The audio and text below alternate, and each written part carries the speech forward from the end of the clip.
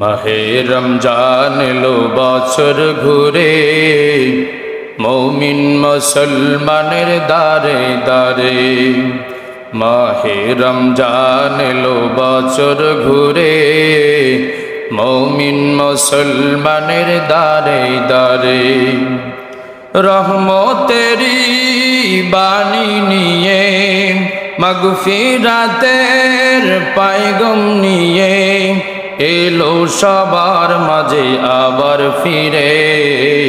মাহে রমজান এলো বছর ঘুরে, মুমিন মুসলমানের দারে দারে। মাহে রমজান এলো বছর ঘুরে, মুমিন মুসলমানের দারে দারে। রহমতেরি বাণী নিয়ে, মাগফিরাতের পায়গাম নিয়ে, এলো সবার মাঝে আবার ফিরে। মাহে রমজান এলো বছর ঘুরে, মুমিন মুসলমানের দারে দারে। আউযু বিল্লাহি মিনাশ শাইতানির রাজীম। বিসমিল্লাহির রাহমানির রাহিম। শাহরু রমাদানাল্লাযী উনজিলা ফীহিল কুরআন হুদাল লিন্নাসি বাইয়িনাতিম মিনাল হুদা ওয়াল ফুরকান।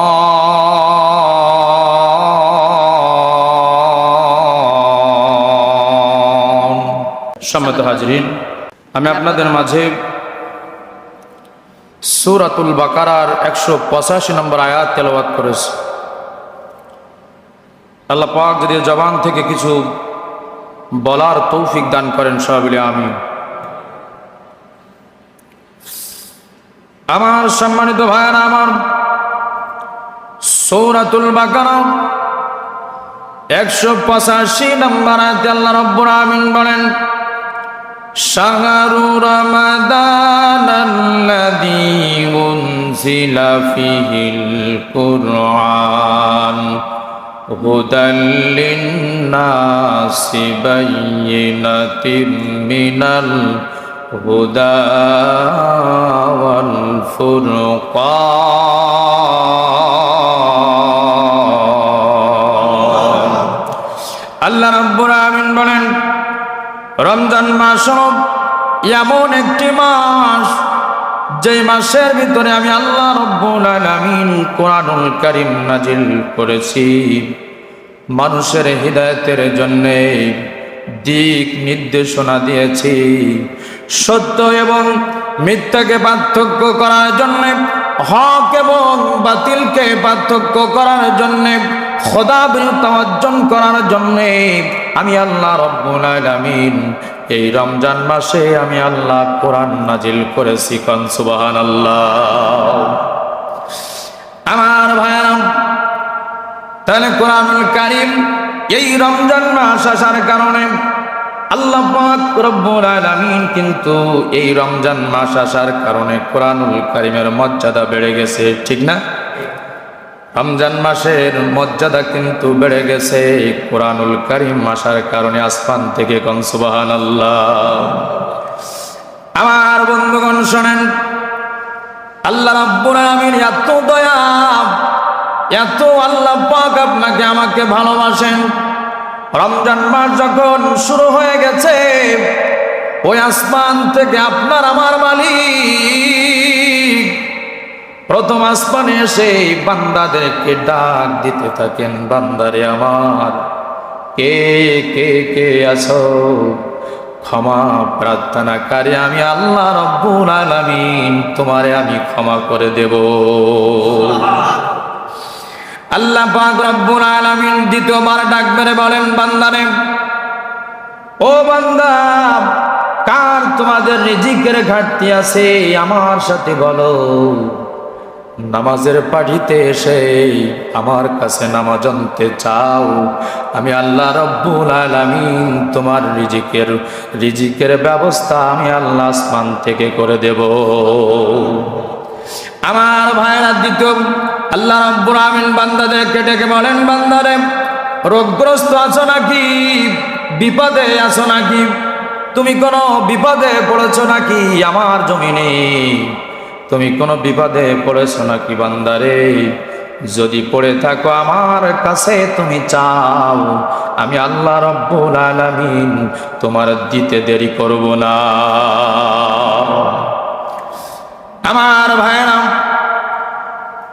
আল্লাহ রব্বুল আলামিন রব্বে কারীম কত দয়া দেখেন। আল্লাহ রব্বুল আলামিন, আপনি গুনাহ করেছেন, আপনি আল্লাহর কাছে চাইবেন, কিন্তু আল্লাহ পাক আগে ভাগে আপনার আমার ওই আরশে আজিম থেকে সিদরাতুল মুনতাহা ভেদ করে আরশে আজিমে আল্লাহ বসে আছে, ওখান থেকে রমজান মাসে আস্তে করে দিয়া আপনার আমার 1 কদম 2 কদম 3 কদম 7 আসমান জমিন ভেদ করে আস্তে করে নিচে আসে। কোন সুবহানাল্লাহ।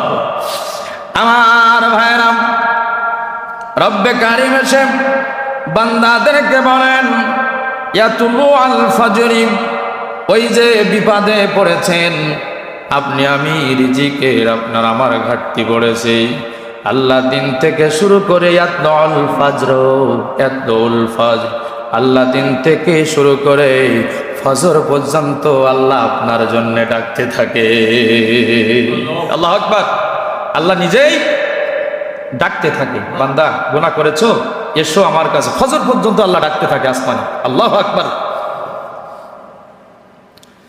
আমার ভাইয়েরাম, ও আমার ভাইয়েরাম, আল্লাহ রাব্বুল আলামিনের কত দয়া দেখেন। এই রমজান মাসে যখন রমজান মাস পড়ে, রাসূল পাক সাল্লাল্লাহু আলাইহি ওয়াসাল্লাম বলেছেন, যখন রমজান মাস শুরু হয় তখন জান্নাতের দরজাগুলো আল্লাহ পাক সব খুলে দেন। আমার আল্লাহর আশিক বান্দারা শোনেন, নবীজি কসম কেটে বললেন, বারবার কসম কেটে বললেন, নবীজি কসম কেটে বললেন, মুসলমানদের জন্য রমজানের চেয়ে আর কোনো কিছু উত্তম নয়, রমজানের চেয়ে আর কোনো কিছু উত্তম নয়। কোন সুবহানাল্লাহ। আমার ভাইয়েরা, মহানবী সাল্লাল্লাহু আলাইহি ওয়াসাল্লাম বলেন, অবশ্যই আল্লাহ তাআলা রমজান মাসে প্রতিদিন ইফতারের সময় অসংখ্য মানুষদেরকে আল্লাহ পাক গুনাহ থেকে মুক্ত করে দেন। সুবহানাল্লাহ, জোরে কর। আমার ভাইয়েরা, দুটো সময় আল্লাহ রাব্বুল আলামিন বান্দাকে ক্ষমা করে দেন। দুটো সময়, একটা সময় হলো ইফতারের সময়, আমরা সবাই জানি ইফতারের সময়, ঠিক না? একটা সময় হলো ইফতারের সময়, আর একটা সময় হলো গভীর রাতে সেহরির সময়। কোন সুবহানাল্লাহ। আল্লাহ পাক কুরআনুল কারীমের মধ্যে ঘোষণা করে জানিয়ে দিতেছেন, রমজান মাসে মুমিন বান্দার রিজিক আল্লাহ পাক বৃদ্ধি করে দেন। কোন সুবহানাল্লাহ। আল্লাহ পাক রমজান মাসে মুমিন বান্দাকে আল্লাহ পাক রিজিক বৃদ্ধি করে দেন। যে ব্যক্তি এই রমজান মাসে কোনো আল্লাহর গোলামকে ইফতার করাইবে, তাহার যাবতীয় সগীরা গুনাহগুলো আল্লাহ পাক মাফ করে দিবে। আমরা তো ইফতার করতে সবার পারি না, সবাইকে ইফতার করাতে পারি না। রাসূল পাক সাল্লাল্লাহু আলাইহি ওয়াসাল্লাম জবাব দিয়ে সাহাবীকে বললেন, সাহাবারে, যে ব্যক্তি কোন রোজাদারকে 1 গ্লাস পানি, 1 গ্লাস দুধ আর একটি খেজুর পান করাইবে, আমি আল্লাহ রব্বুল আলামিন তারে উত্তম সওয়াব দান করে দিব। আর যে ব্যক্তি কোন রোজাদারকে তৃপ্তির সহিত পেট ভরে তৃপ্তির সহিত যে বান্দা ইফতার করাবে, আল্লাহ পাক বলেন আমি নিজে হাতে তার হাওজে কাউসারের পানি পান করাবো।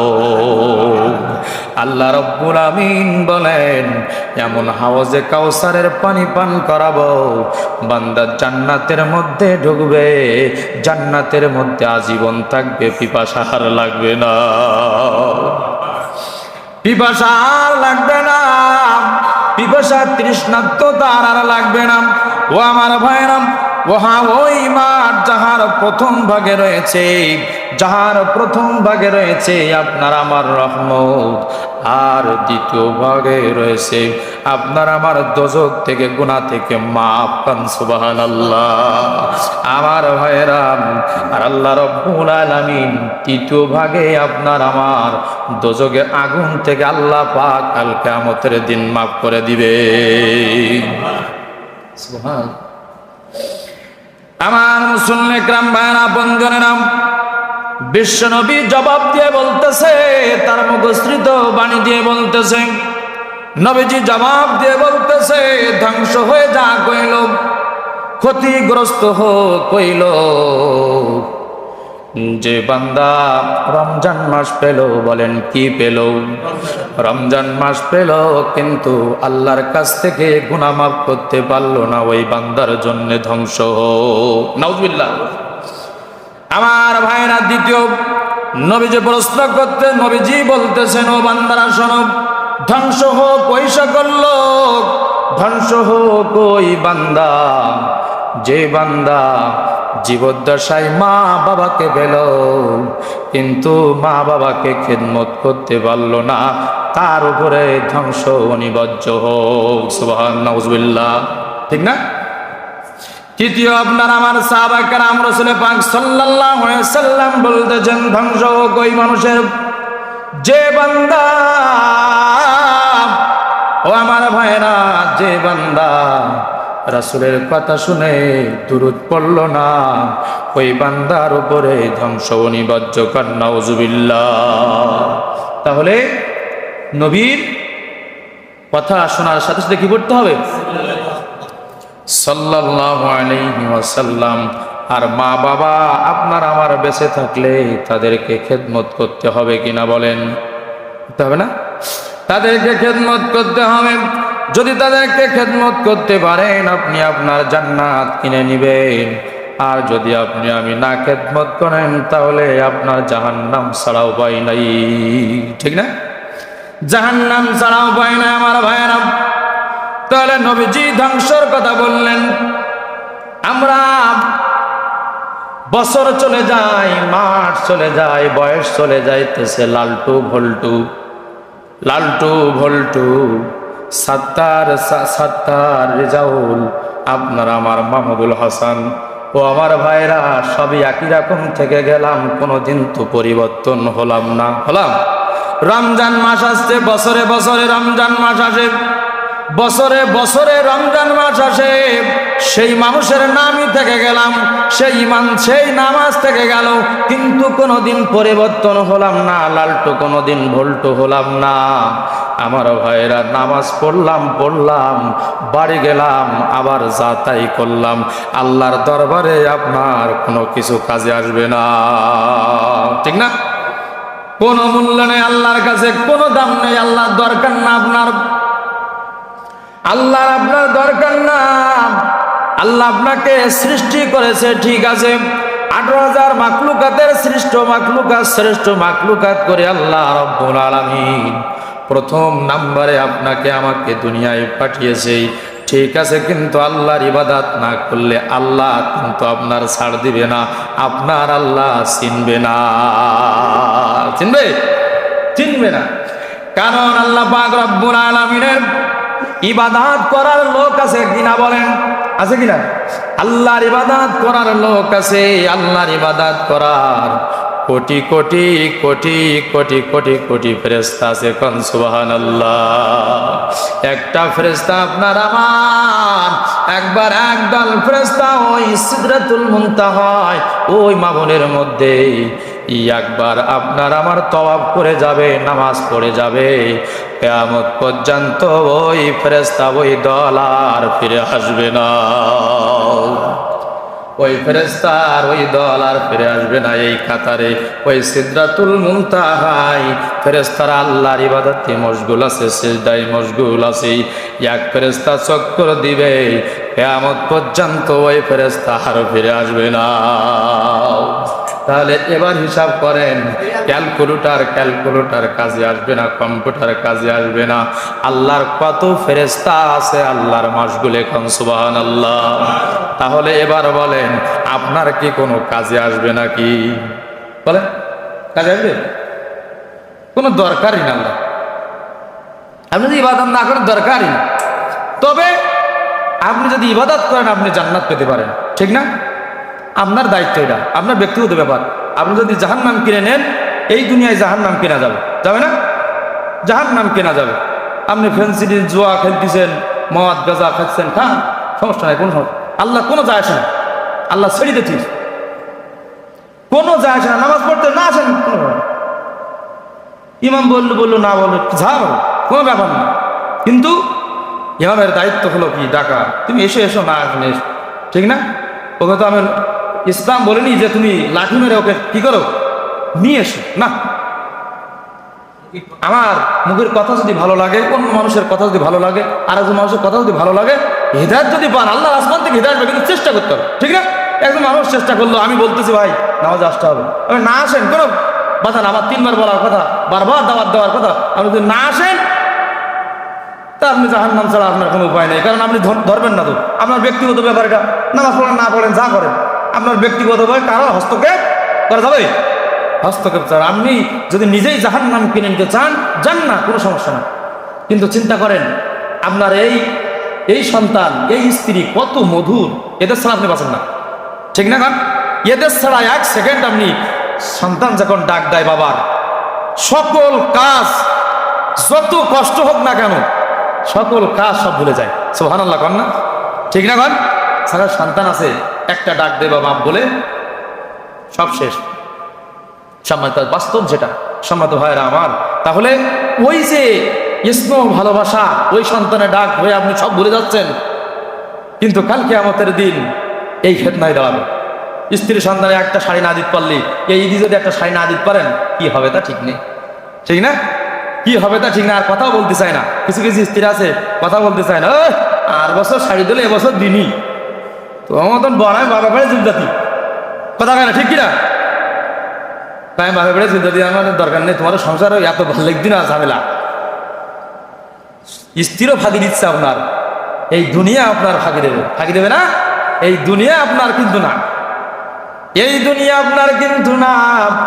স্ত্রী আপনার কেউ না, সন্তান আপনার কিছু না, কোনো কিছু না। শুধু দুনিয়ায় থাকতে হলে এটা আপনার আমার করতে হয় বলে থাকি, ঠিক না? কুরআনুল কারীমে আল্লাহ রাব্বুল আলামিন বলেন, স্ত্রী সন্তান পুত্র সন্তান যে যাই হোক না কেন, সব হলো ফিতনা।